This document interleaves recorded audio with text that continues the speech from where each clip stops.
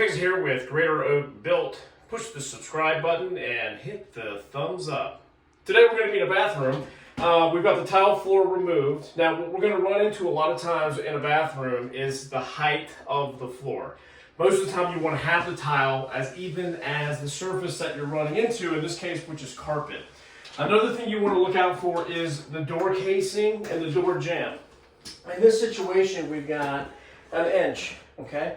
Now, tile used to be installed with a 1/2-inch backer board, okay? And now there's a different Schluter system that's a lot thinner, so you run into some height issues.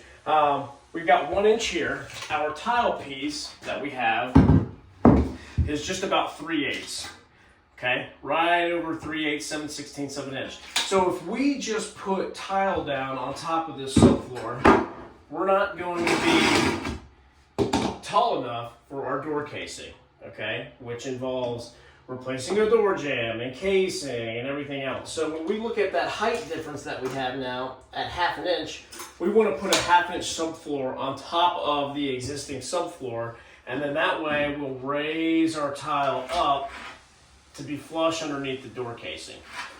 So when I do that, we get the 1/2 inch OSB plywood, okay? A couple things you're going to want to need: a drill. You're going to want to need some fasteners. Typically your deck baits are a good solution. In this case, I'm going to use a 2 inch. And what we'll do is, you always want to pay attention to where the studs are, okay? Where the floor joists are. So in this case, I can see the line of screws here. I can see a line of screws here. I can see a line of screws here. So when we put the subfloor down, you don't want to just screw aimlessly into the middle of where there's no floor joist. We want our floor to secure properly to the existing floor through the joist, because if not, over time the tile could crack, the grout could shake loose. So anything we can do to prevent that, you know, the longevity of the project.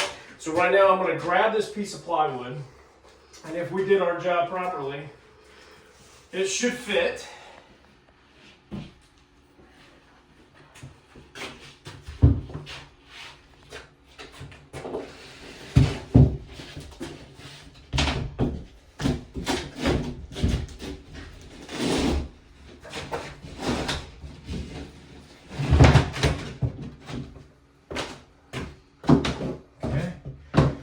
And now what I'll do is I'll grab a couple of screws, and I know that my first joist was at 17 1/4,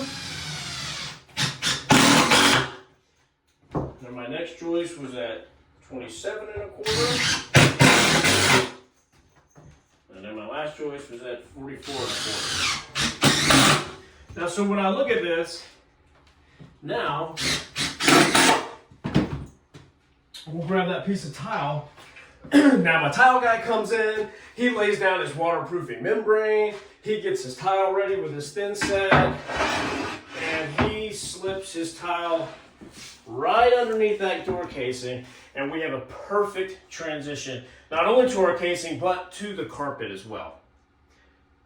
And that will do it for this episode of Tile Floor Installation in the Bathroom with Mike and Fix It and Greater Oak Built. Don't forget to hit that subscribe button and the thumbs up. Thanks so much. Have a great day.